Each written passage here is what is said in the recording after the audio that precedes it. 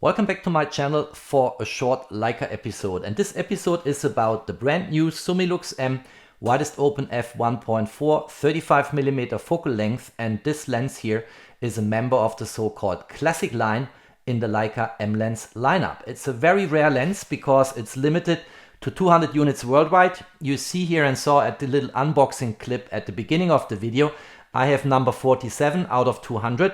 And of course that's a collector piece. That's why I also keep all the other packagings and boxes which you saw going away at the beginning of the video in that slightly accelerated clip, when at the very end this beautiful box was standing on the table.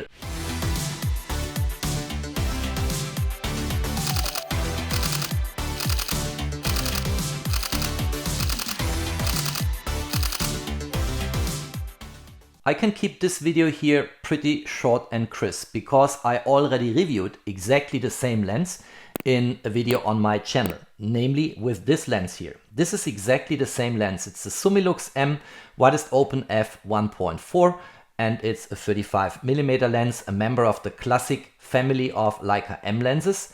And I will post the link to my video down below in the info box. In this video I provided a detailed review of that Summilux classic lens, compared it with the Summilux aspherical, had a look at the steel rim, looked into other classic Leica-M lenses like the Sumaron 28 f5.6, which I have in chrome and black versions for different cameras, looked into the Tambar 90mm f2.2 very dreamy teleportrait lens, and of course the Noctilux I did not miss in that review.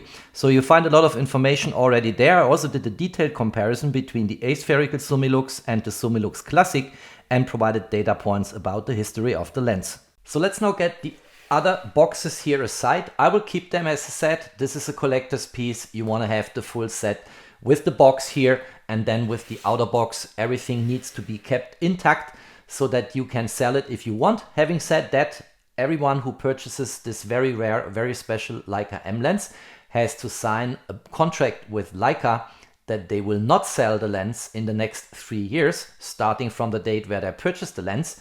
And if they really want to sell it, they can give it back for a price Leica will figure out to Leica. But it's not allowed to sell this in the gray market. So very likely you will not see this lens out there in the wild very soon if you are not one of the 200 lucky people who actually got it directly from the Leica boutique. All right, let's open this up here. So let's have a look inside. First of all, we have two items here.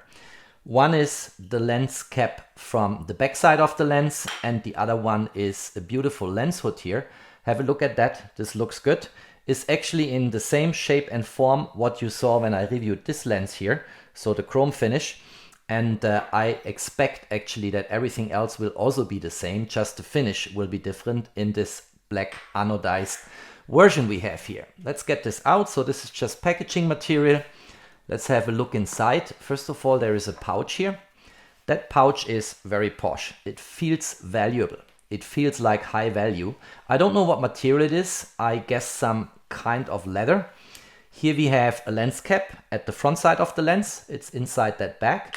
Very nice. Let's see if there's anything else in. No, it's empty, but this clearly is a nice pouch and it feels very valuable. So let's put this aside. And then finally we get here the lens in the beautiful lens container. That is just so beautiful. And by the way, let's quickly verify this box is empty now. Nothing is left inside.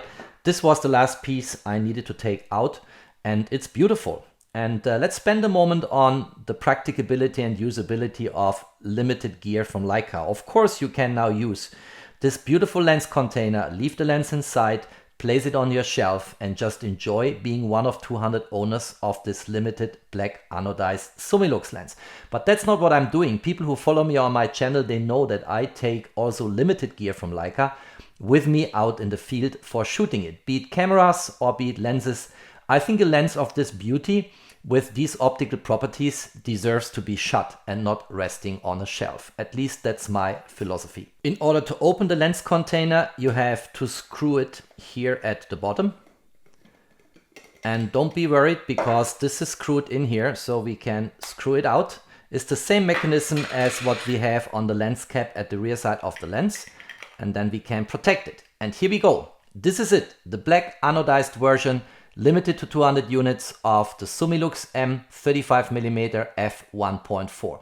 A beautiful lens with a beautiful lens hood, by the way, and I want to put it now side by side with the chrome finish here and point out some differences which you find on this lens. Alright, let's do this systematically. So first of all, you see on the lens hood on the left hand side on the limited edition, it says Leica Wetzlar, whereas on the chrome finish version it says Leica Camera Wetzlar. So there is a difference. You also see tiny little arrows on the left and right hand side of the engraving Leica Wetzlar, which means you have to turn the lens hood in order to unscrew it. I'm going to show this later in the course of the video. Then we have, of course, chrome finish versus black anodized finish. The black one looks just beautiful. But you also see the distance scale for meter and feet in terms of units has changed. So on the black anodized version, the meter scale is on top of the feet scale, and the meter scale is in white and the feet scale in red. And on the chrome finish on the right hand side, you have the feet scale on top of the meter scale. So they have been changed in the way and have changed the place on the lens. The feet scale is on both lenses in red, and the meter scale is in black on the chrome finish and in white on the black anodized finish. Turning the lens a bit and looking on the other side of the lens hood, we have on the chrome finish here the aperture 1 to 1.4 and the focal length 35mm, which we also have on the black anodized version, of course. But then here immediately you see the number, whereas here you have to turn it a bit and then you get the number. So this is number 12487 here on the chrome finish, and here we have 12502. On the chrome version you have here an engraving, and it's chrome on chrome, so it's not so easy to read, but I guess you can see this. This says Leica Camera Wetzlar, made in Germany, and this is now black on black on the limited edition lens. Let's see if I can make this visible here by turning it into the light. So here we have the same Ernst Leica Wetzlar, made in Germany. And then you have also hidden here on the rim here, you have the number, which is numbered up to 200. And you see here, this is number 47 out of 200. So very nice. I hope you can see this. It's just here between my two fingers. Let's turn it a little bit so you see the engraving. I think now it's visible. So it's number 047 of 200. That's also very special. And typically in the Leica universe, if you have limited editions and these limited editions have an engraving, they are in particularly valuable. And that is something collectors are after. What Leica improved in mysterious ways is the mechanics of this lens hood. This one here, both have a little bit of play if you look here. So it's sitting a bit loose here. Let's look at here. The same play, but this one here needs almost no force to come off. Let me show this. Even a little bit of a turn removes the lens hood. And this is kind of difficult in some situations, because if you're tempted to grab your lens from the bottom and do this on the lens hood, it just needs a little bit of a twist and it's already dropping off to the ground. And that's not really good. That's something they massively improved on this new limited edition. Let's have a look here. So as just shown, the same play, and by the way, this clicks in here, listen to that. But here you need significant force to actually unlock it. So let me do this. Look how much I need to turn here, and then it comes off. So totally different mechanism. In my opinion, much better solved than what you have on the chrome finish version. Let me assemble this again. It snaps in. All right. So this is it. And this one you can safely lift up from the ground or a table on the lens hood. It will not drop off accidentally. Whereas with this one, I really don't recommend doing this. I had a situation where I lifted it up like this and it was dropping off, and I just grabbed it with my hand in order to avoid any damage. See how loose this is. This comes off immediately. Have a look here. And it's only almost a couple of millimeters which you need to turn it, and then it comes off. That cannot happen with this one here. The mechanics here are much, much better.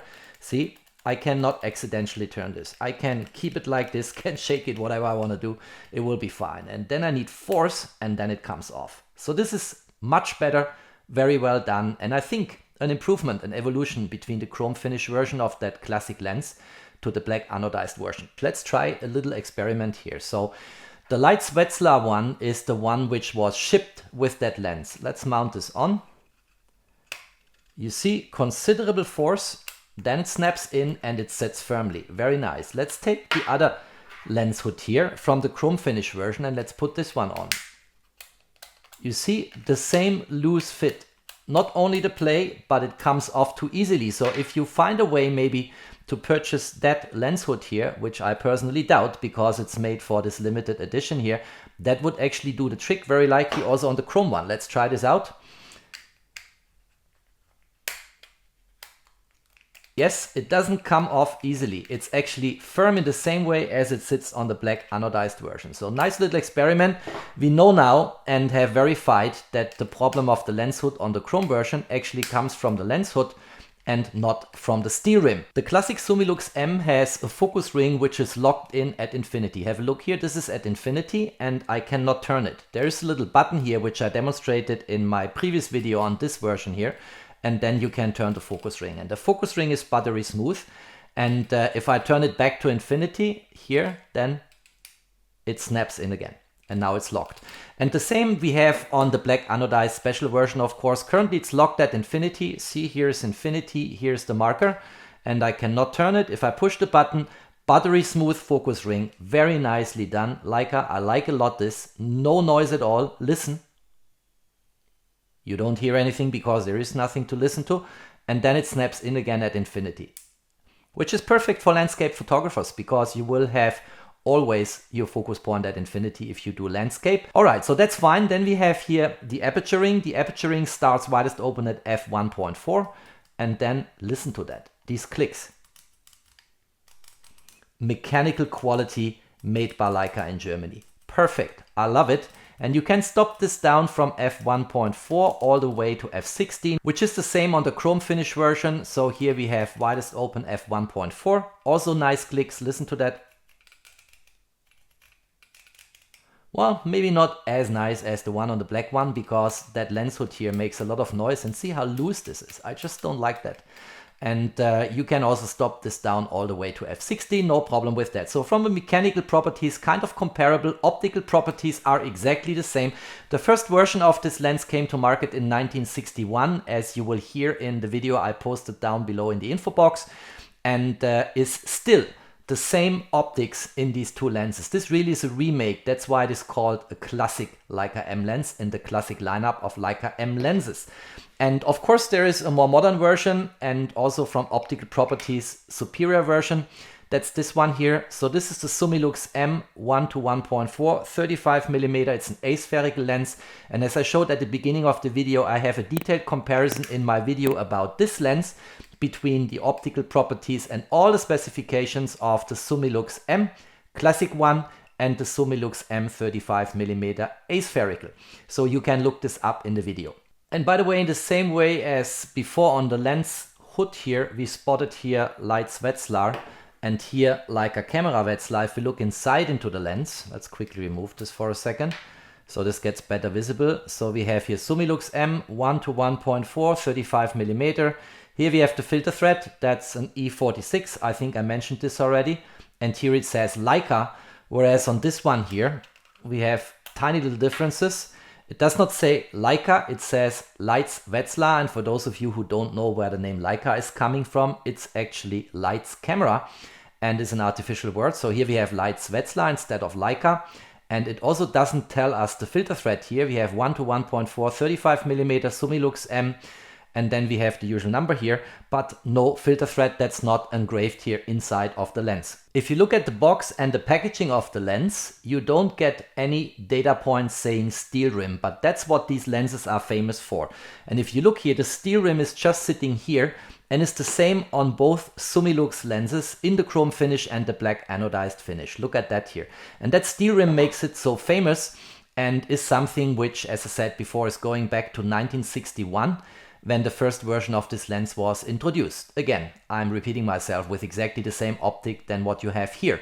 And it's a very dreamy optic. It's very soft, in particular if you shoot it widest open, as I've shown in my other video on this little beauty here.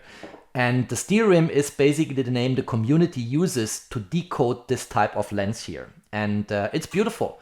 It also means you can use here a filter in chrome finish or in black. Since you have chrome, black, chrome anyway, you can also use a black colored filter or a chrome colored filter, and then it's color in color here at the top end of the lens. And if you want to use a filter, you cannot use that lens hood here, because there is no space for a filter if this sits firmly on the lens. Then you have to use this lens hood here.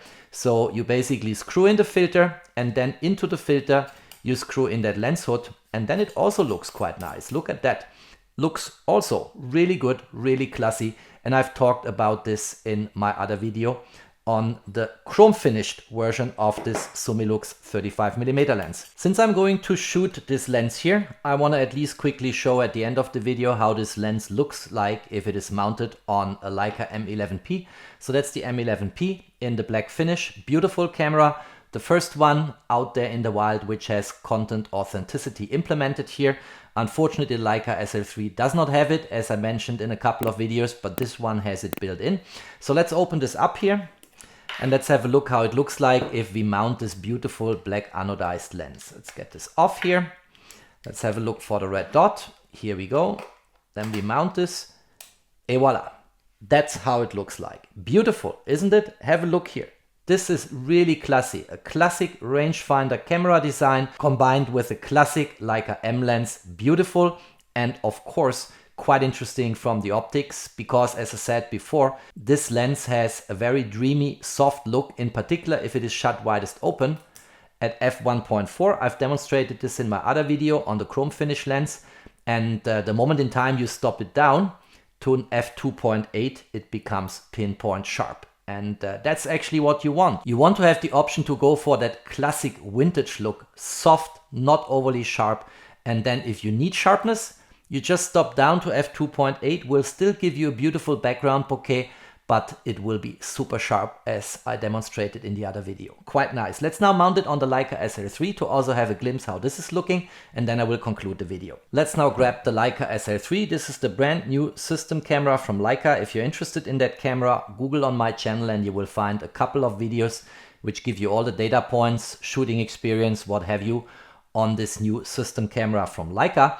And in order to mount the Leica-M lens on a Leica SL camera body, we need an adapter here, and the adapter is called the Leica-M to L adapter. Simple like that. Let's open this up. Let's mount here the lens. Let's get this removed. Now here I also would have a choice, right? I could go for the silver chrome finish adapter, or I can go for the black adapter. Since black and chrome is already twice in that lens, I don't really care. I can take the black one, it matches the black camera body here. So let's unmount this. Here we go. Let's open the Leica SL3. Simple like that. Then we find here the red dot. That red dot needs to match the red dot on the camera mount, and then it snaps in. Very nice. And look at that combination. Is that not a beautiful combination for street photography with a Leica-M lens on a camera body from the SL lineup? It looks really good in my opinion. And I will definitely in the next week shoot Leica-M lenses on the Leica SL3 camera body. So stay tuned and don't miss that content, because I've done this in the past intensely with the Leica SL2, the Leica SL2S, and always enjoyed shooting my Leica-M lenses, classic vintage lenses, on a super modern camera body like the Leica SL3. So that's very nice, looks good. I will conclude this video now, which became much longer than originally planned, but I hope you enjoyed that content. I hope you loved this lens in the same way as I love it. And you know, for those of you who have it, please don't place it on a shelf and let it rest there. Please take it out into the field. Go and shoot on rangefinder cameras, on system cameras, maybe even on Sony cameras, on Nikon cameras with all the adapters, but use the lens.